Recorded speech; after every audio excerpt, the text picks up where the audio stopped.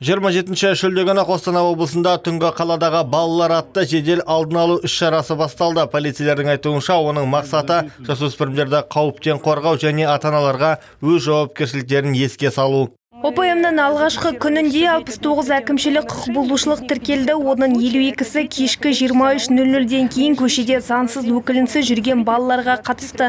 Бұл әрбір ата-ана үшін баласының қайда, кіммен жүргенін білу қаншалықты маңызды екенін еске салады.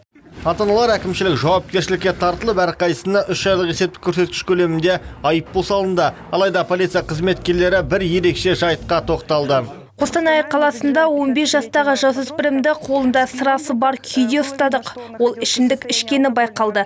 Анасына 5 айлық есептік көрсеткіш мөлшерінде, яғни 20 000 теңге көлемінде айыппұл салынды. Бірақ шын мәнінде бұл жағдайдың салдары кез келген айыппұлдан әлде қайда ауыр болуы мүмкін. Полицейлер әлеуметтік тұрғыдан да осал деп танылған отбасыларда тексерет нәтижесінде 9 ата-ана балаларына тиісті түрде қарамаған үшін жауапкершілікке тартылды. Тәртіп сақшылары тек хаттама толтырып қана қоймай, профилактикалық әңгімелер жүргізіп, заң талаптарын түсіндірді.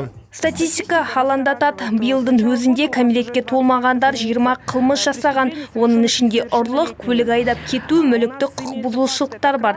Мұндай қылмыстар жасөспірімнің өмірінің басында орын алуда.